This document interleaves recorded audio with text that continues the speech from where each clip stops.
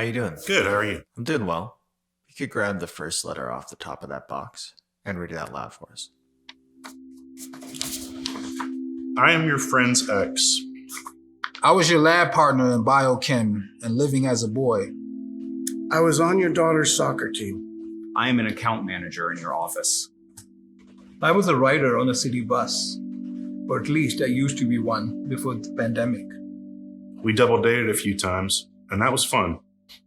It was about the only time Greg let me be around anyone else. Back then, I was still trying to figure stuff out while I was transitioning. Things that nobody like you had to worry about. This creep on the bus thought he was really being slick and started sneaking pictures of me from his phone. I was too scared to tell you what was going on between my parents and how it made me feel. He wanted to know where I was all the time and who I talked to. He would go through my texts, and if I didn't respond to one of his right away, he'd just explode. Was it safe to use the restroom? Or what to say when people ask, is that your real name or did you change that too? Maybe he thought I wouldn't notice, or maybe he didn't care if I did. I felt paralyzed and just sick to my stomach. I needed to be any place but at my own home. You see, not every father is a decent guy like you. So when you pulled me aside to unload equipment and asked how I was doing, I knew you were trying to reach out. He told me you confronted him one night. Told him that he needed to back off and treat me better or he'd lose me. I remember you actually chose me to be your lab partner. Not a lot of other kids would have done that, but that was a big deal for me, and it still is. School is hard for everyone, but especially when you don't feel accepted. I guess you saw what was happening. You got out of your seat in the back and stood in front of me, facing this guy, trying to distract him and chatting him up.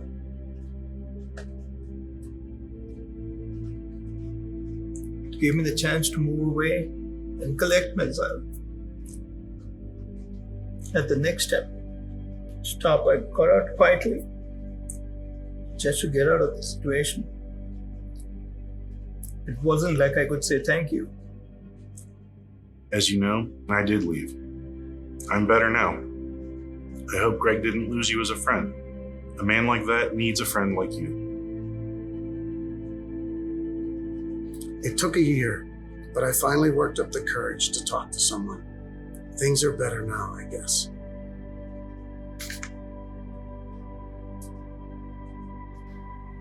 Why was that such a powerful reaction for you? Because I've seen this happen. That could be my daughter.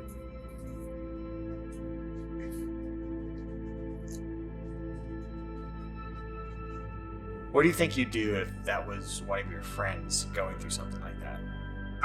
I'd feel terrible. I'd feel terrible that I didn't see it coming or that I didn't know it was happening. And I'd feel like I'd failed them as a friend. I feel like I should have done a better job or would want to do a better job. I mean, I can't imagine what it's like to feel that way or go through that. You know, having a daughter and the fact that she could feel this way in my house, you know, I shouldn't be a father. A lot of people don't understand the process of transitioning, right? They judge it. They, disrespect pronouns. They call you whatever they think they should call you. And it's, totally unacceptable. But to be compassionate in a moment like that, where you're just seeing the person for who they are, I think it's inspiring. So one of the reasons we had you read this letter is because we're asking men to take a pledge to help prevent violence against women. Would you be willing to sign that pledge? Absolutely. Oh, I'm willing to sign the pledge. No, I will sign a pledge. Every chance that I get, I'll sign a pledge. Sounds funny to have to sign a pledge, but if more people get the message that it's just not right, yeah, a pledge is the least I can do.